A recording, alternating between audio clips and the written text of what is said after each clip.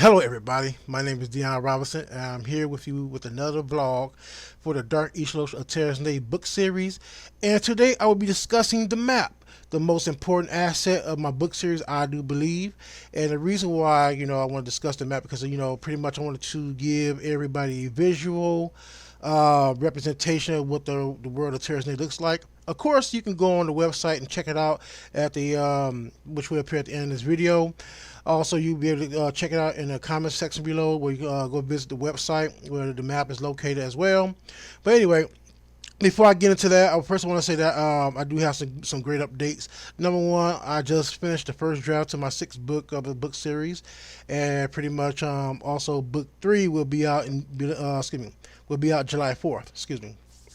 Anyway, um, so pretty much right now I'm just getting everything ready. So now I'm in the phase two of the book series. The content I want to put out for the book series and stuff like that. And hopefully later on today I'll be able to do some graphic design or web design or motion graphics. Which whatever comes to mind first. But anyway, so now without further ado, I want to go. I'm going to introduce you to show you the map. Excuse me, and show you the map. I'm gonna explain each section of the map, or each region of the map and stuff like that. So I hope you enjoy this video, and I hope you are well informed, well enthused to go buy the book, read the book series, and I promise you it's not a boring book series. Pretty much I think you'll like it. Pretty much. Is I have written in a very old fashioned style, as far as like what type of books you see in the 80s and 90s, but with the twist of with recent up to date modern information in the book. So you're going to get a lot from the book series. I promise you that. So anyway, without further ado, here's the map. All right, here's the map of Terra's name. So pretty much, this is what I have designed for the book series. This is Rainbow Terra's name, and pretty much it took me at least about, I say about 3 or 4 months to design it after 12 failed experiments, 12 failed tries, and here I am now. So pretty much the realm is somewhat big, the way I like it. Pretty much when you do world design, you want to space your land mass out with the bodies of water. So I'm gonna begin in this little area here, which I call the Luminary Continent, and pretty much this is where the story begins. In this area here. So pretty much, this is the capital of the world, Terres, called Illuminarian Capital City. And pretty much you have the northern Illuminarian Plains, you have the southern Illuminarian Plains, Crater of Sorrows, and ruins of Christos, Solaria. I said it again, the ruins of Christos, Solaria. You have the Royal Fleet Yard, or pretty much it's like the Royal Fleet for like sea vessels. And you also have another a Royal Port City for sea vessels as well. You have the Northern, Air Force Base right here for airships or any type of flight vehicles to land. And pretty much this is where much of the first story takes place. The first book, just to kick off the book series and stuff like that. You know, so this little here, little section, you pretty much can follow through the book. The first book that you can follow the story as the characters travel throughout the land. This is called the give me a second, the Urielian region, and pretty much this is pretty much where the second book would be taking place. You have your border city called Yum Cox, Veneer City. You got the rebel hideout. You have the a monastery called the Dryad Monastery, and you have like a plateau here where I call Veneer City, um, and Persepontropolis, and of course you have the Urielian Crystal. Now, the purpose before I continue, the purpose of these crystal cities and the crystal pillars is basically like, it provides magic throughout the land. Pretty much, earth, wind, water, fire, and death. Or spirit, or ether, however you want to pronounce it. And pretty much, basically, like all the pillars, pretty much, is distributed, you know, the elemental power or the elemental energy to the Illuminaria city, which has a elemental well, which supplies the land with health and stuff like that. You know, so pretty much this is where the second book concurs. And this area is pretty much a very dense forest. With a lot of trees. Of course, you have your little plateau right here. A grassy plateau where the city is located, and pretty much, I kind of designed the cities to be more like a steampunk. Like, this Venice series pretty much is very Venetian steampunk city. So there's personal Metropolis, Dryad City. The monastery. Pretty much the monastery pretty much has its own, like a more like a Catholic cathedral build. That's pretty much I have envisioned this area or this edifice to have. So let's move up and we'll go to the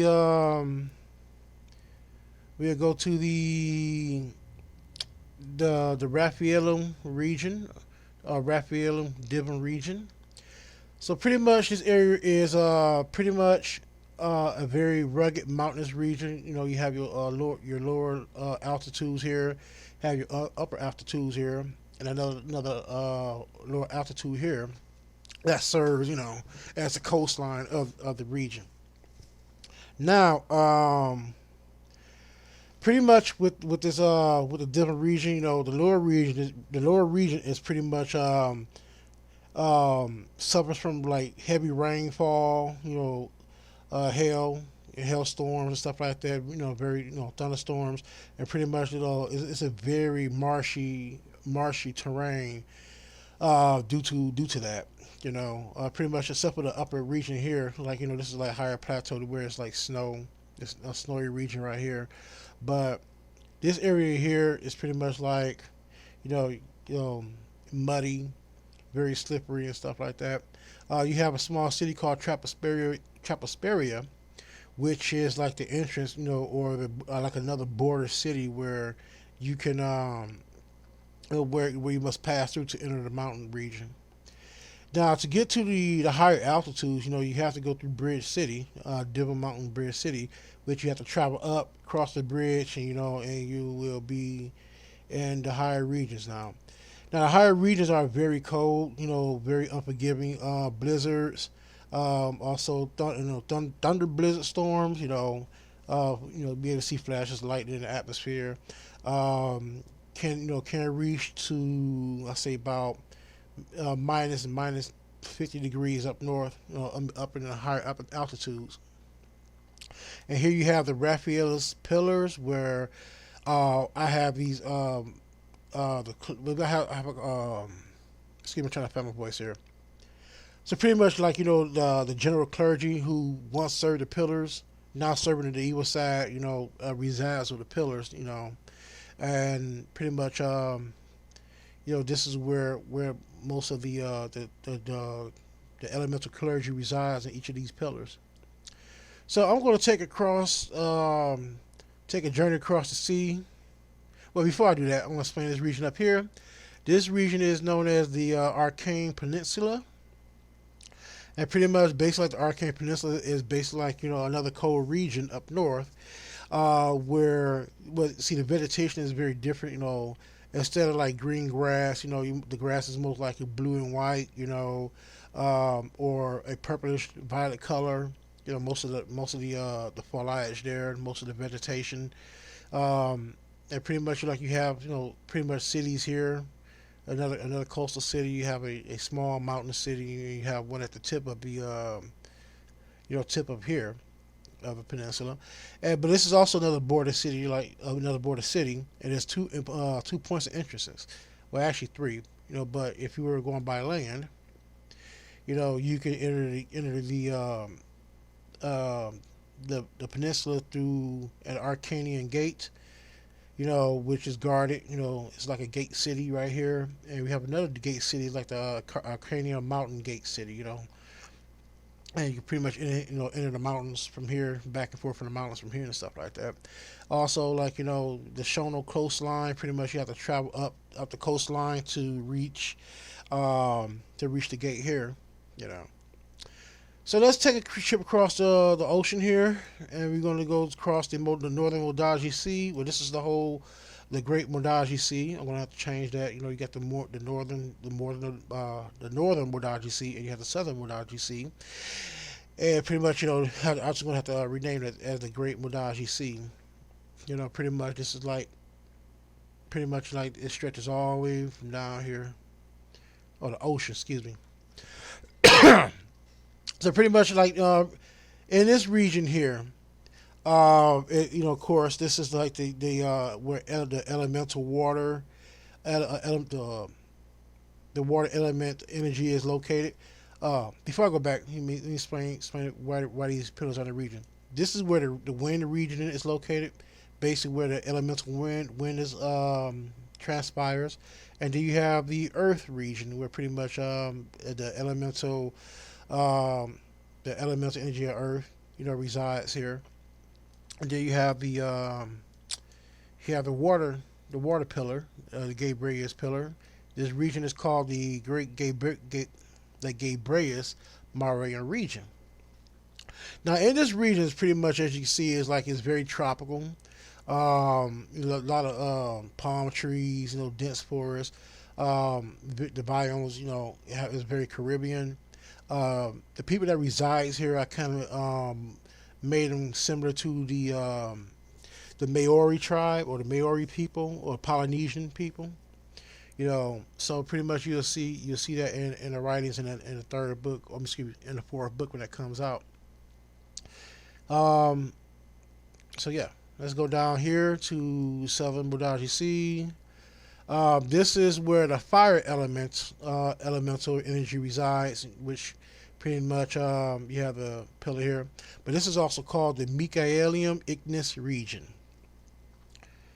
Okay, so the Michaelium region is pretty much is like the region of fire.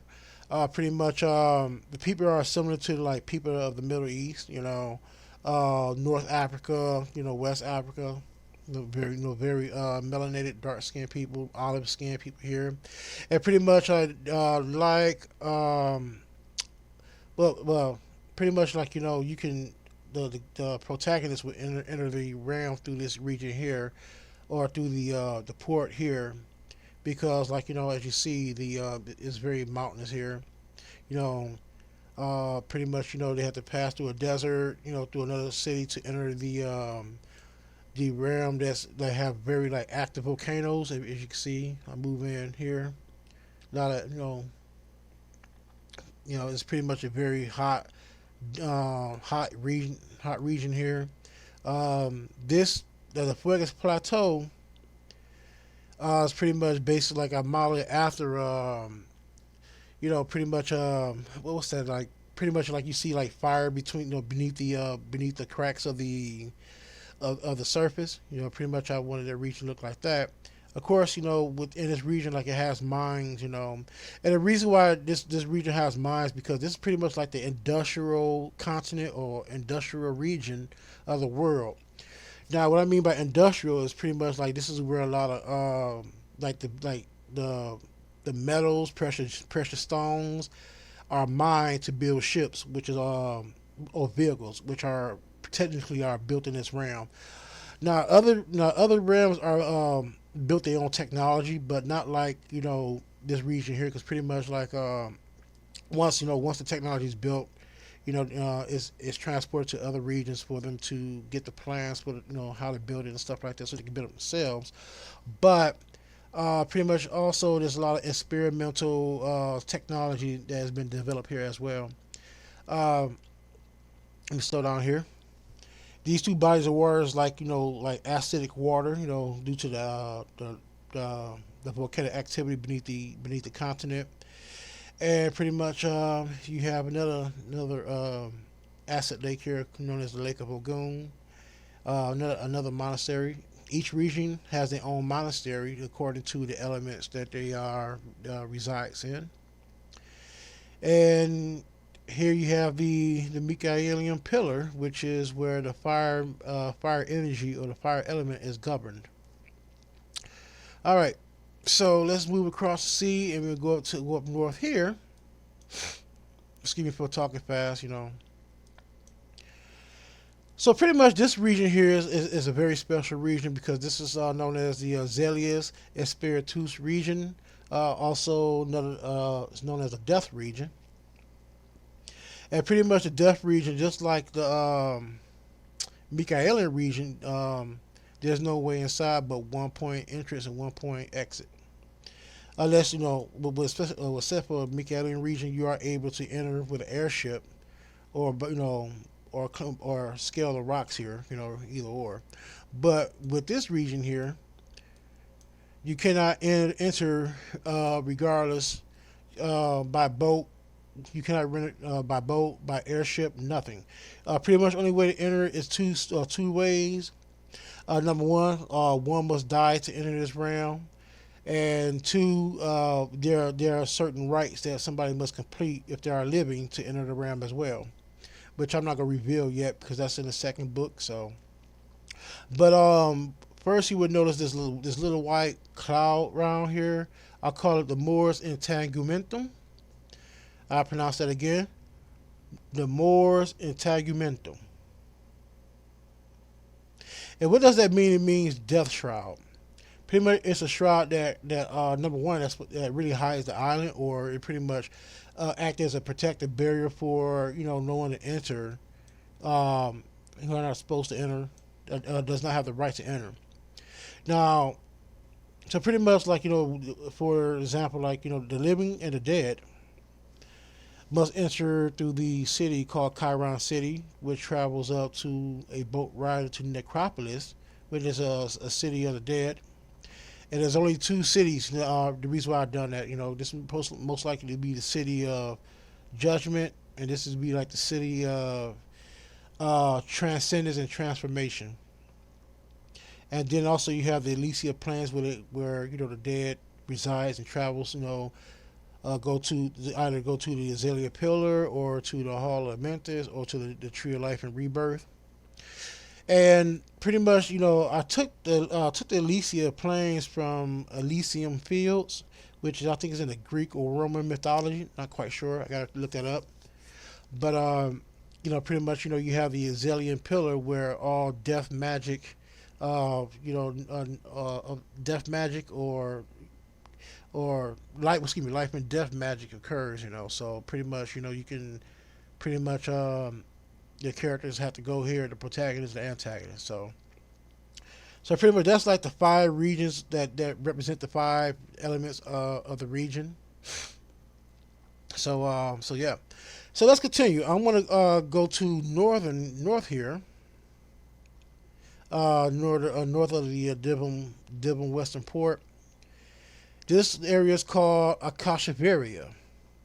Akashaveria is pretty much is the region where scholars, students, anybody of any age can come here and study to practice magic, study magic, and create magic. Do experimental magic. You name it. This is where also where people study to learn about technology. Learn, it's basically like the land of philosophy and art and technology and stuff like that. So, and spirituality, if I were to sum it up. So pretty much you have your 4 cities here. Well, actually 5 cities. Excuse me, I might butcher it. I know it might be a shame, but I haven't looked at this since like today. This is my first time looking at it in months. So here we go. So pretty much you have Legbaru City, you have Ninima City, Azura Mazda City, you have Anupolis City, Anulapolis. I repeat that slowly, Anulapolis City, a tongue twister, And you have excuse me, Shahatazia. Sorry, I keep fucking that up. Shahazatia. Shahazatia, excuse me. There you go. Shahazatia is, this is like the capital of all of the realm. Excuse me for messing it up. Like I said before, I haven't pronounced this in a while. Shahazatia. And pretty much like like the northern region, this is like one of a cold region here as well. And pretty much is like you see a lot of forest, coniferous forest, got a lot of hills, snow hills and snow, to that covers. And pretty much it basically has regular winters, very cold. It has some sunshine there, but very little. Now you progress up. This is called the Chicago snowfields. So what is the Chicago snowfields? Well, as what it says, snowfields. Pretty much like it's a very almost barren wasteland. Well, it's not a barren wasteland, but there's like there are animals exist on this plane here. But it's a very long, very huge plains that consist of snow hills.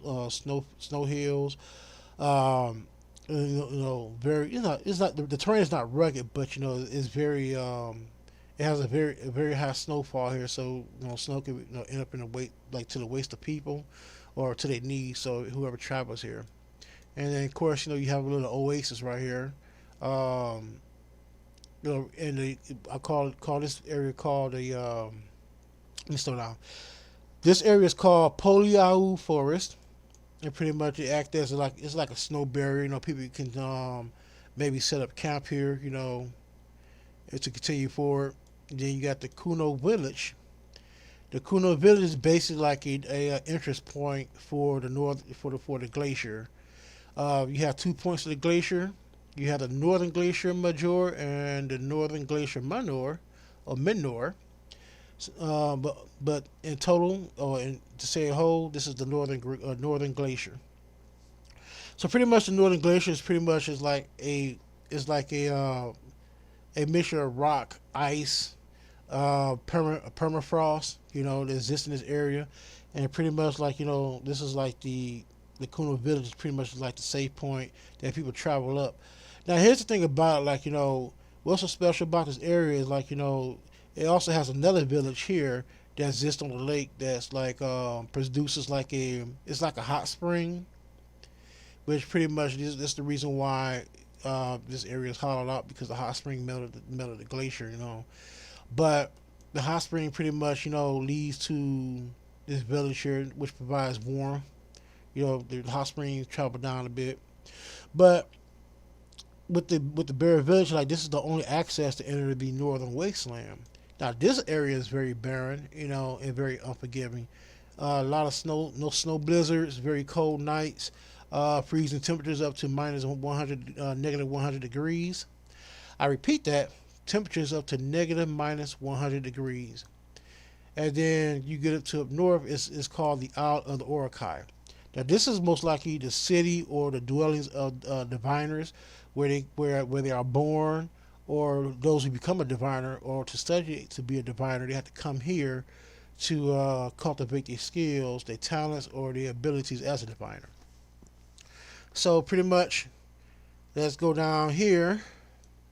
This is the realm of the enemy. Now I pretty much haven't got much description of what I want this place to be, but I know I want this continent to be desolate. This is called Nibiru Heim. Or not Nibiru Heim, excuse me, Nibiru Ne. And I repeat that again, Nibiru Ne.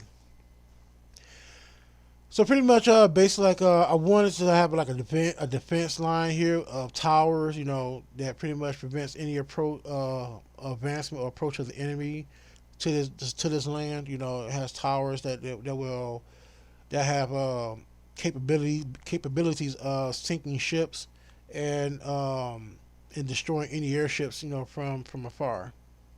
It's it's a very large continent, even like it stands almost like, well, it is like larger than the Illuminarian continent. So, but this land is very desolate. As you can see, I have designs and trees that doesn't show any life.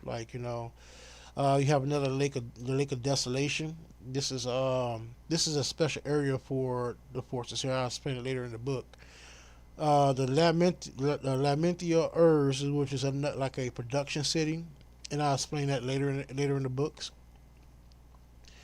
Okay, the sands of corruption. Pretty much. This is like a desert. You know, very little grass go here, or dead grass, crab grass, whatever.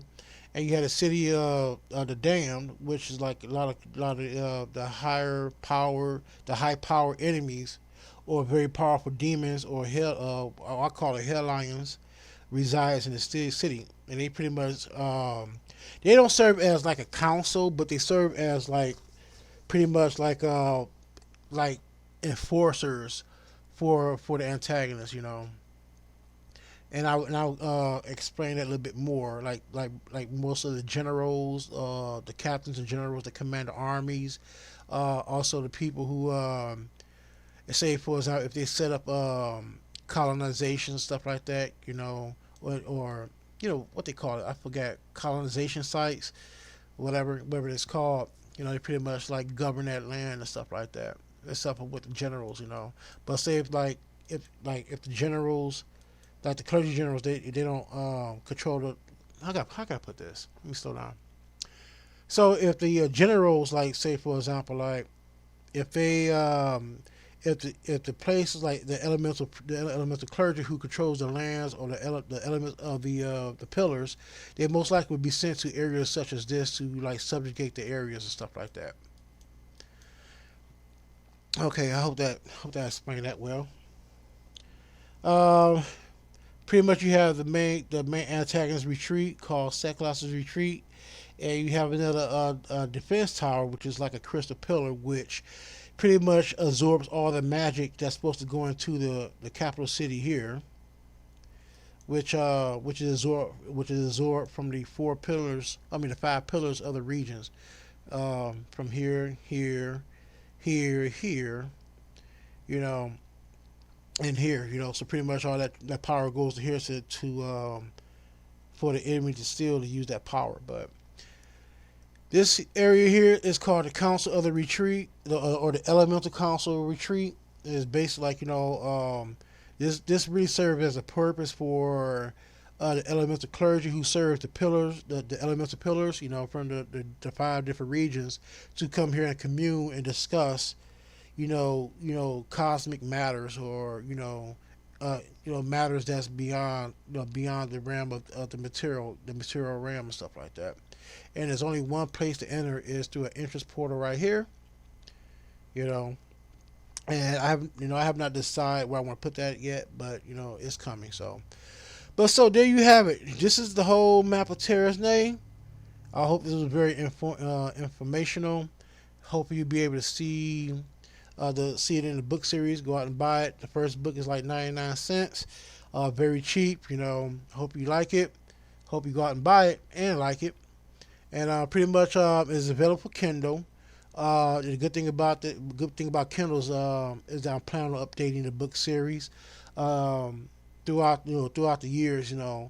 But I don't want you to worry about that, because the fact is, like, if you already bought the Kindle book, when I make these updates, the book will update automatically, and it will be for free. So you don't have to worry about paying any money for additional profits. Excuse me, not profits, but any additional comment or content. So pretty much the content that will be updated will be for free, and you don't need to worry about that. So anyway, I do want to thank you for joining in. This is the map of Terresne. Maybe I'll go into more a larger details or deeper details explaining each of the regions later. I'm not quite sure, but we'll see. But anyway, take care and peace.